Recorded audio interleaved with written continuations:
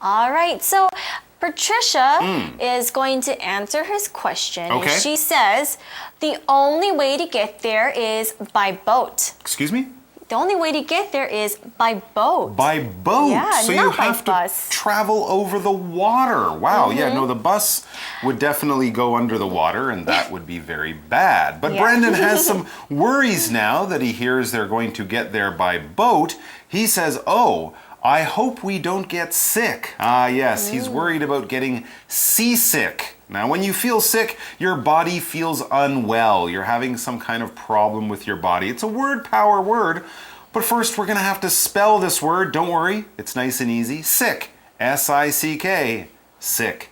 So yes, we can use this word in many ways, but generally our body feels uncomfortable. We might want to see a doctor. When Brendan's using it though, he feels like there's something wrong with his stomach and something might come out. That's what happens if you feel seasick or carsick. You might vomit, you might throw up. Ugh, not good. For example, we could say Serena felt sick because she ate too much cake. Serena felt sick because she ate too much cake.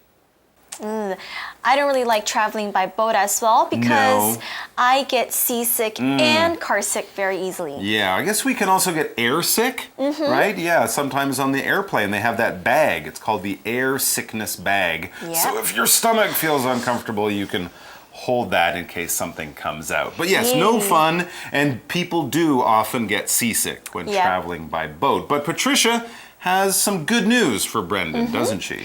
She says, don't worry. The boat ride is only about 30 minutes. Okay, whew. You can still get seasick in 30 minutes. You can get seasick in less than a minute. You can get seasick in a few minutes, that's right. But hopefully it's a nice calm day so the sea isn't all wavy and moving around like that. Well, Brendan wants to know why he would travel somewhere where he could get sick. So he says, so what's so special about this island? Why are we going there? What are the things that we can only do there that we can't do in other places?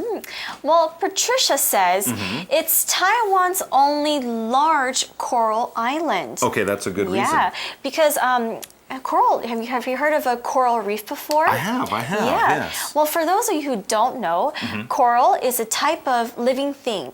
So they're kind of like a plant that lives in the water. They're actually really, like, I think, special living things. Yes. Yeah. And they look like large stones, and all together they form something called coral reefs. Now, Australia has a really, really famous coral reef along the Gold Coast. Okay, so you don't have to travel all the way to Australia to see a coral reef. We can see it in Taiwan as well. Cool. But here we have our word pair word, island. Island, I-S-L-A-N-D, island. All right, so an island is a piece of land that is completely surrounded by water.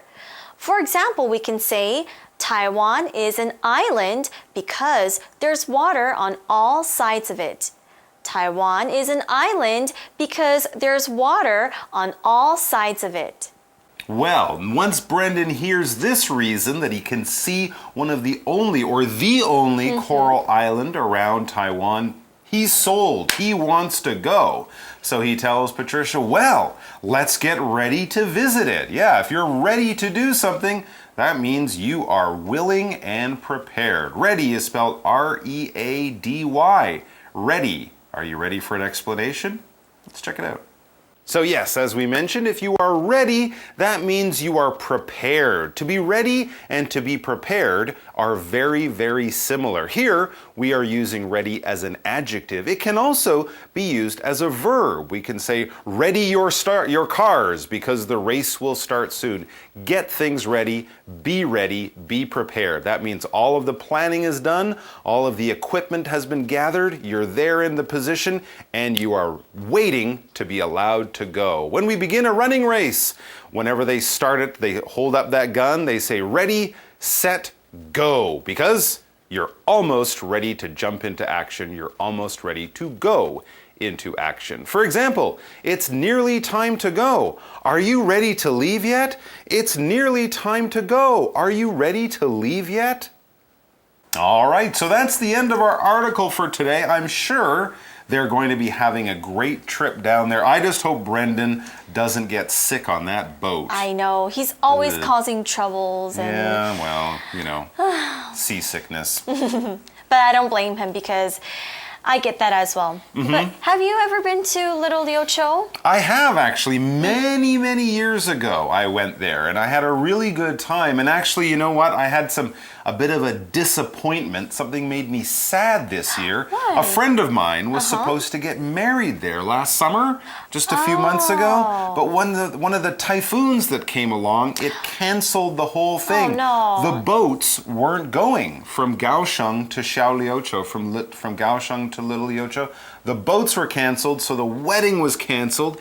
They had to organize a wedding here in Taipei, and they had only about 24 hours to get ready. So there we are using that word ready. We still had a good time. The wedding was a big success.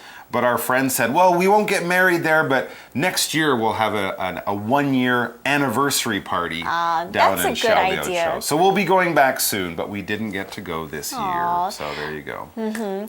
Well, let's take a short break. Okay. Because that's all the time that we have for right now, but we'll be right back. Okay.